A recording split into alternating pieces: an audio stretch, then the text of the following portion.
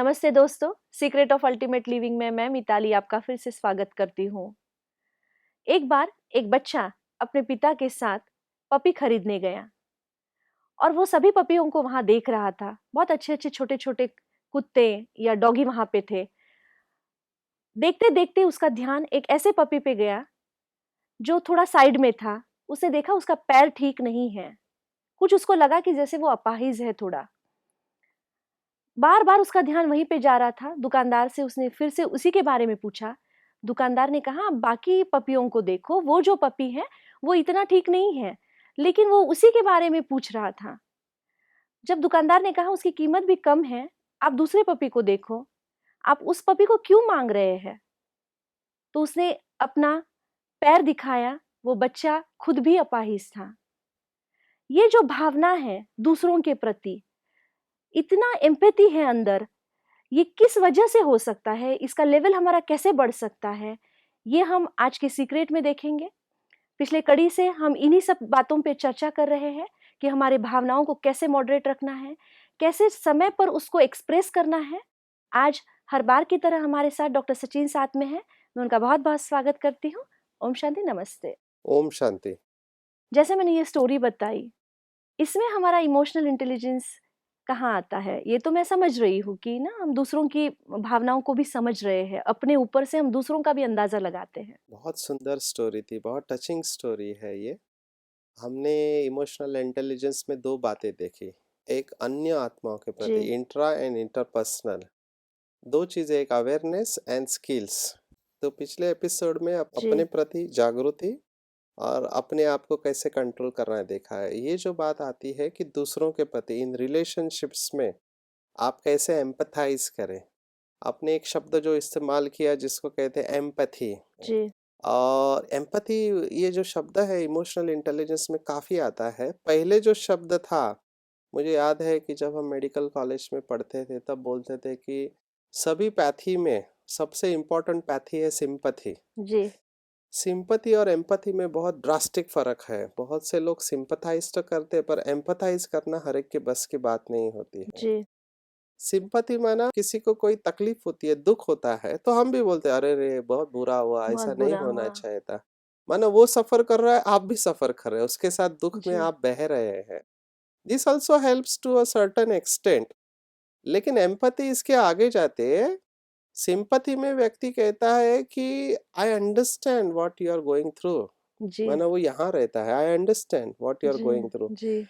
Empathy में एक step ahead होता है, वो बोलता है I understand and I feel also what you are going through very and I am there beautiful, to empower you. Very beautifully हाँ, you माना आर एक्सप्लेनिंग। सिंपैथी यहाँ तक होती है, एम्पैथी यहाँ से यहाँ तक आती है और उसके आगे एक step, that person is there to empower you. आपको सिर्फ वहां छोड़ नहीं रहा है, अरे रे बहुत बुरा हो, मैं आपको शक्तिशाली बना रहा हूँ। और मेरे ख्याल से जितने भी राजयोगी या मेडिटेटर्स हैं वो पूरे विश्व के लिए यही कर रहे हैं।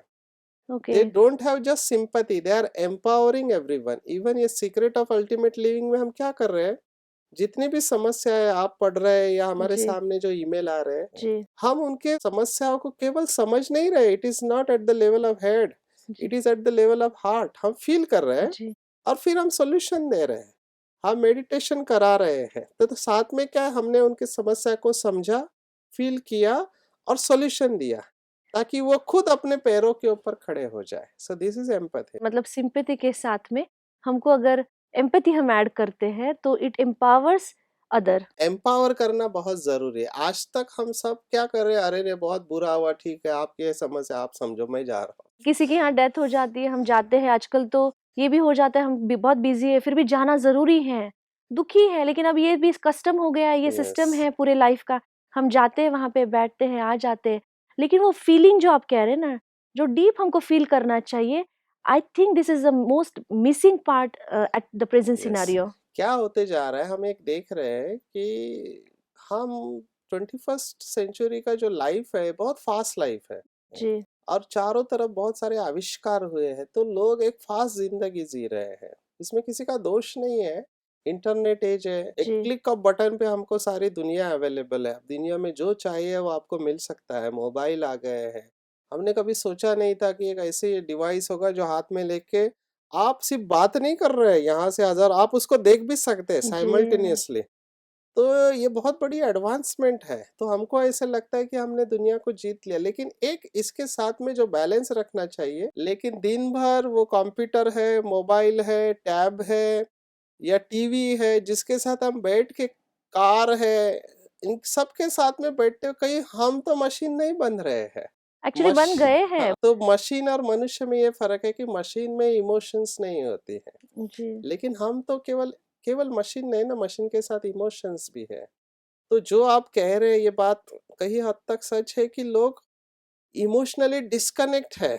जी, और यहाँ पे राजयोग, हमारी बहनें हम देखते हैं, आपने जो डेथ की बात कही, तो जब कोई डेथ होता है किसी परिवार में, बहुत बड़ा हादसा होता है, बहुत जी, बड़ा स्ट्रेस रहता है, वहां पर हमारी ब्रह्मा कुमारी बहनें जाकर सिर्फ वहां पे उनको सिंपथाइज नहीं करते, परंतु उनको एम्पैथाइज करती है। जी, वहां पे मृत्यु प्रवचन चलता है कि वास्तविकता में हमको उस आत्मा को बहुत शक्ति देनी चाहिए, है ना? जी, तो आत्मा कैसे आती है, क्या करती है, उसका रोल क्या है, ये सब बातें, और परमात्मा से कैसे हम शक्ति लेके उसको दे सकते हैं, ये सब रहस्य राजयोग में बताया गया है।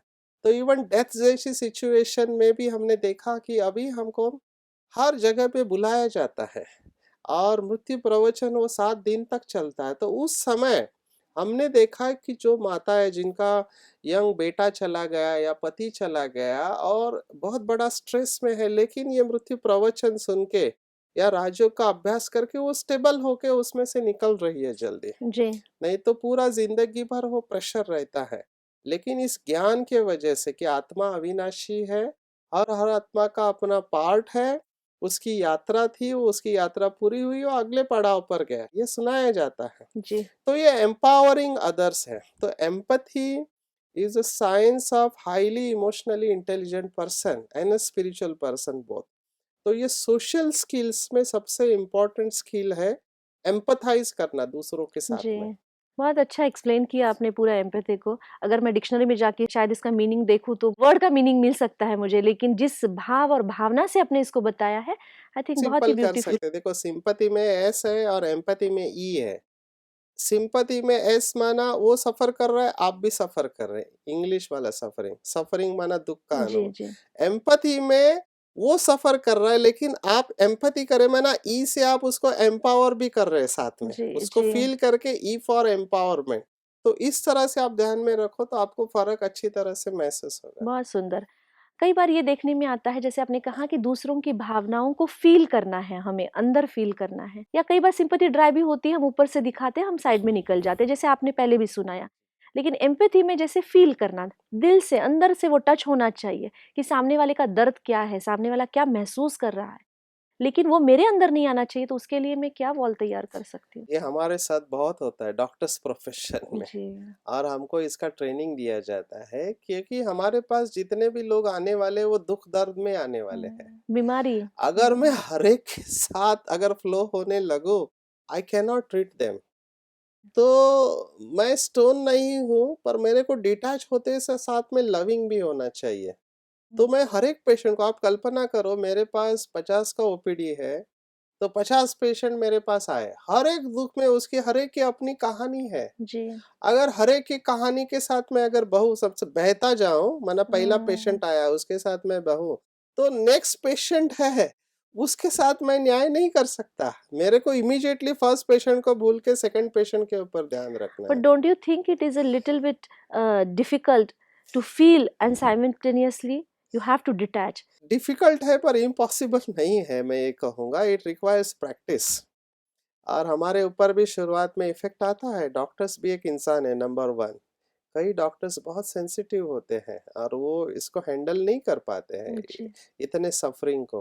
खास करके सफरिंग अगर आप कैंसर में देखो, जो क्रोनिक इलनेस होते हैं, खास करके बहुत सफरिंग होता है एंड में, क्योंकि दर्द इतना रहता है कैंसर का, सहन नहीं कर पाते ना वो, या बच्चे हैं, छोटे बच्चे हैं, आप दर्द को सहन नहीं कर पाएंगे। क्योंकि हम क्या सोचते हैं, मासूम बच्चा है, जी, उसको इतना दर्द क्यों, पर उसको सहना है। वो छोटे 3 महीने का बच्चा है, 4 महीने का, उसको इंजेक्शन लग रहे हैं, उसको डायबिटीज डिटेक्ट हुआ है। तो कई बार ना वो सहन नहीं कर पाते, ना घर वाले और जो भी है वो लोग, क्योंकि वो जी, दुख है। और कोई पेशेंट है कैंसर का, कैंसर के वार्ड में अगर आप देखो ना वो सांस ले पा रहा है ना वो खा पा रहा है। कई चीज़ों को देखना बहुत मुश्किल है। हाँ, तो ये सफरिंग है, इसका इफेक्ट मेडिकल फ्रेटर्निटी पे बहुत आता है, जो मेडिकल फील्ड में, फिर वो डॉक्टर हो, नर्स हो, पैरामेडिकल हो, इसको हम कहते हैं कंपैशन फटीग। माना हम इतनी कंपैशन दिखाते हैं कि हम कंपैशन में, या इसको दूसरा शब्द भी दिया है बर्नआउट सिंड्रोम, उसमें हमारी पूरी एनर्जी चली जाती है और हम खुद डिप्लीटेड अनुभव करते तो हैं। जो ये प्रोफेशन से रिलेटेड है उनके लिए तो खास राजयोग का बहुत यस, ये इम्पोर्टेंस है। इसी को हम प्रोफेशनल हजार्ड कहते हैं। हर एक जी, व्यवसाय का अपना जी, हजार्ड होता है, वैसे प्रोफेशनल हजार्ड है। आपने एग्जांपल दिया इसलिए मैं बता रहा हूँ। इसलिए हमको खास राजयोग मेडिटेशन करके हमको डिटैच एंड लविंग स्टेज में रहना है। जी, मैं डिटैच हो रहा हूँ इसका मतलब ये नहीं कि मैं उसकी भावनाओं को फील नहीं कर रहा हूँ, मैं भावनाओं को फील भी कर रहा हूँ, उसको एम्पावर भी कर रहा हूँ, but at the same time I have to detach, क्योंकि फिर मैं अपना कर्तव्य नहीं पूरा कर सकता। ये अटैच होना और फिर डिटैच होना, माना आपकी स्टोरी सुनना, उसको फील करना और आपको आश्वासन देना, आपको कॉन्फिडेंस देना, ये मैं कर रहा हूँ। एट द सेम टाइम आप होने के बाद नेक्स्ट पेशेंट है, जी, तो यहाँ से डिटैच होना और फिर नेक्स्ट पेशेंट की फिर से सुनना, जी, इसके लिए आपकी बुद्धि बहुत शक्तिशाली चाहिए, जी, आपका मन और बुद्धि बहुत स्थिर चाहिए। तो ये कला हमको डेवलप करना पड़ता है। कुछ लोगों को नेचुरली आती है, पर इतना ज़रूर है कि मेडिटेशन से, जितना हम मेडिटेशन करने लगते हैं, तो हमारा मेडिटेशन परमात्मा के साथ है, जो सर्वशक्तिवान है, और उसकी विशेषता है कि वो ऐसा रहता है, क्योंकि सब उसके बच्चे हैं, जी, और वो ऊपर से देखता है कि मेरे बच्चों की ये सफरिंग है, तो वो फील करता है। ऐसे नहीं कि उसका दिल नहीं, वो फील करता है, पर वो इंटरफियर नहीं करता है।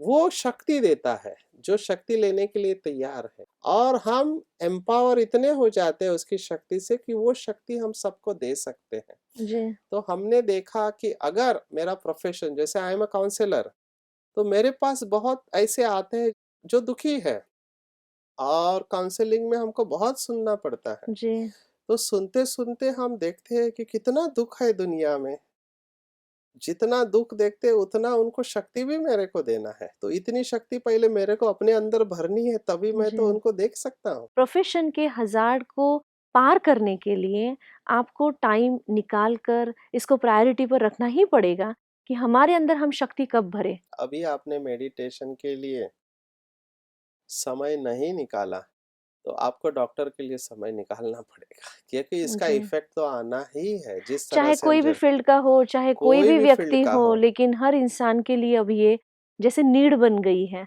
और यस। इसी से हम मुझे याद आया जैसे आपने स्पिरिचुअल क्वोशंट है ना हमने चर्चा की थी जी। 3 कड़ियों पहले कि किस तरह से आईक्यू पहले आया, फिर ईक्यू के बारे में बहुत चर्चा हुई और अब एसक्यू स्पिरिचुअल क्वोशंट के बारे में बहुत चर्चा हो रही है। हम देखते हैं कि एक चैलेंज है यंग लोगों को स्पिरिचुअलिटी के लिए मोटिवेट करना, है ना? उनको पता है प्रॉब्लम्स है, लेकिन वो लोग समझते हैं स्पिरिचुअल मतलब सब कुछ छोड़ना या रिलीजियस प्रैक्टिस और स्पिरिचुअलिटी को वो एक समझते हैं। तो क्या हमारे व्यूअर्स के लिए आप यहाँ थोड़ा एक्सप्लेन करेंगे? हम कैसे एक नॉर्मल लाइफ स्पिरिचुअलिटी से लीड कर सकते मेरे हैं? पास एक बहन आई, बहुत अच्छे घर की, रिच फैमिली, तो वो हमारा मेडिटेशन करने लगी, बट शी वाज अनकंफर्टेबल। तो कहते कि सब अच्छा लगता है, मेरे को जीना भी है, पर मैं जब दोस्तों के साथ रहती हूँ तो मैं बहुत अनकंफर्टेबल महसूस करती, क्योंकि दोस्त कुछ ऐसी भाषा इस्तेमाल करते हैं उनके खाने पीने का, और मैं, मेरे को ये लाइफ अच्छा लगता है, पर मैं उनके साथ, मुझे उनका कंपनी भी चाहिए और ये हाँ। लाइफ भी चाहिए, जी, है जी। ना? ये अवस्था में थी। मैंने कहा थोड़े समय के लिए आप भूल जाओ कि आप मेडिटेशन करते हैं, जी, मेरे को इतना बताओ कि एक अच्छे व्यक्ति का क्या लक्षण होगा? जी, क्या उसका किसी ड्रेस के साथ कनेक्शन है, माला के साथ कनेक्शन है, या बैच के साथ कनेक्शन है? बोला नहीं, वो अच्छा व्यक्ति हमेशा खुश रहेगा, लाइट रहेगा, सबकी मदद करता रहेगा, है ना? और सब उससे खुश हो गए, वो मर्यादा में रहेगा। मैंने कहा बस रिमेंबर दैट, डोंट रिमेंबर, क्योंकि क्या होता है मेडिटेशन में आते हैं ना, तो ऐसे लगता है कि बहुत ऊंचा कहीं तो है, और हम जब इनके साथ रहते तो वी आर नॉट फुलफिलिंग, ना हम इधर के ना उधर के हैं। जी, जी, तो मैंने उसका टारगेट चेंज किया, मैंने कहा don't remember all those high things, just remember you have to be good human being.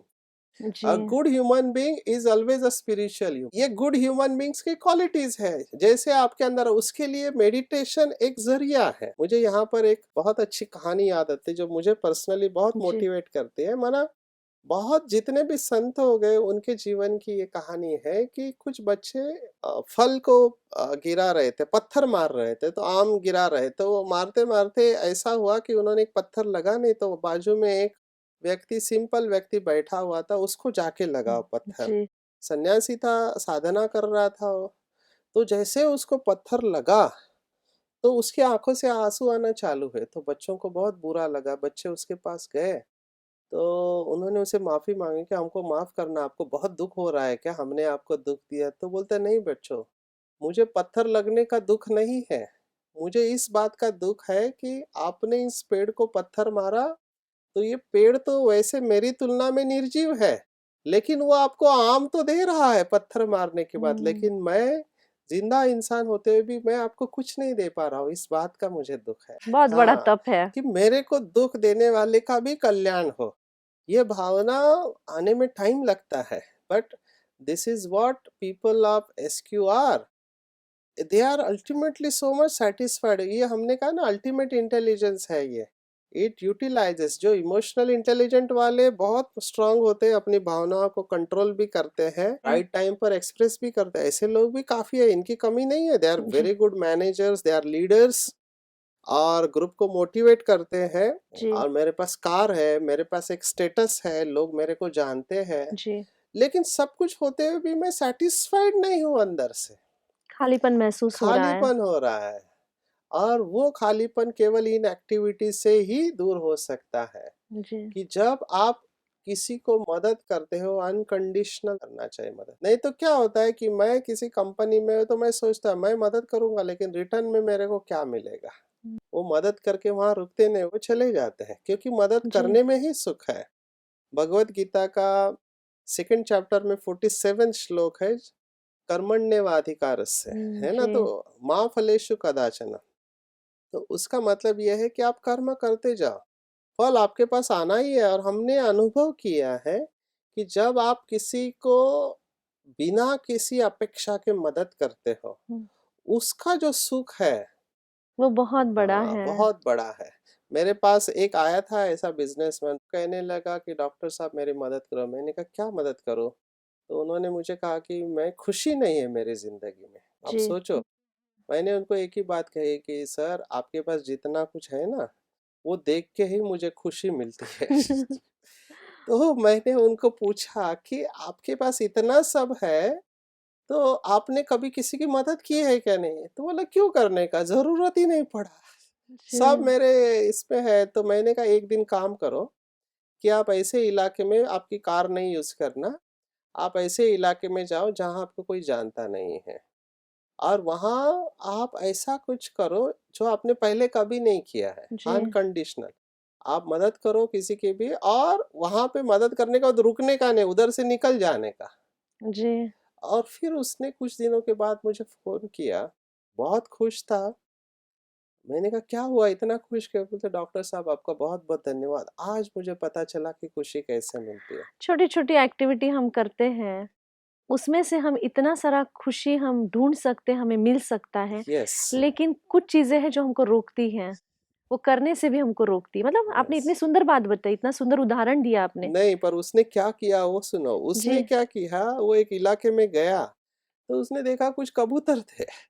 उसने कभी ध्यान नहीं दिया था, लेकिन उसके दिमाग में है कि इन कबूतरों को कुछ खाने को देना चाहिए। हुँ, मैंने कहा मदद करना है, तो गया दुकान से वो बाजरा का दाना लाया और वो डालने लगा कबूतर को। कबूतर आने लगे, और धीरे-धीरे बहुत कबूतर आने अच्छा, लगे, और वो कहता है कि एक कबूतर तो मेरे हाथ के ऊपर आके बैठ गया।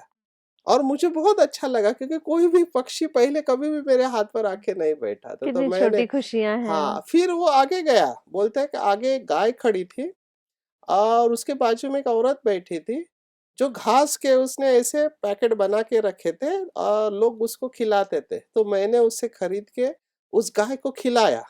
तो गाय खींच-खींच के खा रही थी। फिर मैंने और लिया, क्योंकि मेरे पास पैसे की कोई कमी नहीं जी, थी। तो देखा कि गाय को खिलाते समय मेरे को अच्छा लग रहा था अंदर। जी, क्योंकि मैंने ऐसे किसी को खिलाया नहीं था। फिर वहाँ से आगे गया तो 2 भिखारी बैठे हुए थे। हुँ। बहुत, बहुत दुखी थे और ऐसे लग रहा था कि कई दिनों से खाना नहीं खाया। तो मैंने लगा इनको मैं क्या दे सकता हूँ? तो हम तो मुंबई वाले हैं तो वहाँ वड़ा पाव बहुत मिलता है। तो मैंने वड़ा पाव खरीदी करके दोनों को दिए। लेकिन मुझे आपकी बात याद आई कि रुकना नहीं है मदद करने के बाद। जी। तो मैं दिया उनको और मैं जब निकल रहा था लेकिन उनके चेहरे पे जो भाव देखा ना, वो आज भी मेरे को यहाँ पर अच्छा महसूस कराते हैं। हुँ। तो उन्होंने कहा कि डॉक्टर साहब आपका बहुत धन्यवाद। आज मुझे पता चला कि खुशी खुद खुश रहने में नहीं लेकिन दूसरों को सुखी बनाने में या मदद करने में बहुत खुशी है। दूसरों के भाव, भावनाएँ जो हम चेहरे पे देखते हैं और उससे जो सुख मिलता है, सही बात है, वो सबसे बड़ा सुख है, उसे एक बहुत इनर यस, सैटिस्फैक्शन मिलता है। हमको बहुत अच्छा लगता है वो जो थॉट है उसके साथ जो हम रिलैक्सेशन करते हैं, उससे बहुत मज़ा आता है। अपने संपूर्ण शरीर को बिल्कुल रिलैक्स करेंगे। अब ध्यान 2 आँखों के बीच में लेके जाएँगे। बहुत काल का अभ्यास होने के कारण बहुत सहज ही मैं अपने आप को शरीर से अलग महसूस कर रहा हूँ। एक सुंदर दिव्य सितारा, शांत स्वरूप। ये शरीर भारी है पर मैं बिल्कुल हल्का हूँ। ये शरीर विनाशी है पर मैं अविनाशी हूँ। शांति के सागर, दया के सागर, प्यार के सागर परमात्मा शिव बाबा की मैं संतान हूँ और उससे दिव्य शक्तियाँ मेरे अंदर प्रवेश कर रही है। परमात्मा शिव बाबा से दिव्य ज्ञान, गुण और शक्तियों से मैं भरपूर हो रही हूँ और आज मैं महसूस कर रही हूँ कि मनुष्य जीवन, इसका लक्ष्य स्वयं के साथ दूसरों को मदद करना भी है। जितना मैं परमात्मा की याद से भरपूर हो रही हूँ, उतना मैं दूसरों को देते जा रही हूँ और दूसरों को मदद करते वक्त निस्वार्थ निष्काम भाव से मदद करने से जो खुशी मिलती है, वो सर्वोच्च खुशी है। ये मैंने महसूस किया है। हर व्यक्ति इस समय किसी न किसी समस्या परेशानियों से दुखी है, अतृप्त इच्छाएं है जिसके वजह से दुखी है। मेरा काम है परमात्मा की संतान होने के कारण हर एक को मर्यादा में रहते हुए सुख देना। मैं दूसरों के दुखों को महसूस करके उनको ज्ञान, गुण और शक्तियों का सहयोग दे रहा हूँ। इससे वो आत्माएं भी, वो व्यक्ति भी शक्तिशाली बनते जा रहे हैं। परमात्मा शिव बाबा का बहुत दिल से शुक्रिया कि शिव बाबा आपने इतनी श्रेष्ठ समझ हमको दी कि हम भी आपकी तरह हैं। इस पूरे विश्व में सुख शांति फैला रहे हैं। आपके प्रकंपन पूरे विश्व में फैल रहे हैं और आपके द्वारा प्राप्त ये ज्ञान, गुण और शक्तियाँ संपूर्ण सृष्टि में फैला रहे हैं। मुझे बहुत अच्छा लग रहा है कि मैं किसी के काम आया, किसी की मदद कर सकता हूँ। हर क्षण मेरे सामने ये अवसर है कि मैं किसी को भी मर्यादा में रहते हुए सुख दे सकता हूँ। मैं संपूर्ण संतुष्ट हूँ। दूसरों के दुखों से प्रभावित हुए बिना दूसरों को सुख और शक्तिशाली प्रकंपन में दे रहा हूँ। मुझे बहुत अच्छा लग रहा है। मैं बिल्कुल शांत हूँ और स्वस्थ हूँ। ओम शांति, शांति, शांति। ओम शांति। आज की पूरी बातचीत के लिए आपका बहुत-बहुत धन्यवाद। ओम शांति। आज हमने बहुत ही इम्पोर्टेंट बात ये जानी, सिंपैथी और एम्पैथी। ये शब्द हमने कई बार सुने होंगे, लेकिन इसका मुख्य जो डिफरेंस है वो आज हमने जाना कि सिंपैथी में नो डाउट हम लोगों की भावनाओं में शामिल होते हैं, लेकिन एम्पैथी में हम वो फ़ील करते हैं। सिर्फ़ दिमाग तक नहीं, लेकिन दिल तक वो बात हमारे जाती है। ये बहुत ही महत्वपूर्ण बात है। और दूसरा, बहुत सुंदर बात ये भी बताई कि किस तरह से हम अपनी खुशी दूसरों के साथ बाँटते हैं, तो हमें एक सुख की सर्वोच्च प्राप्ति होती है। स्पिरिचुअलिटी को लेबल ना देते हुए, हम उसके अंदर क्या अच्छाई है, उसको हम लें, हमारे लिए जीवन में वो कितनी महत्वपूर्ण हो सकती है, उसके बारे में सोचें।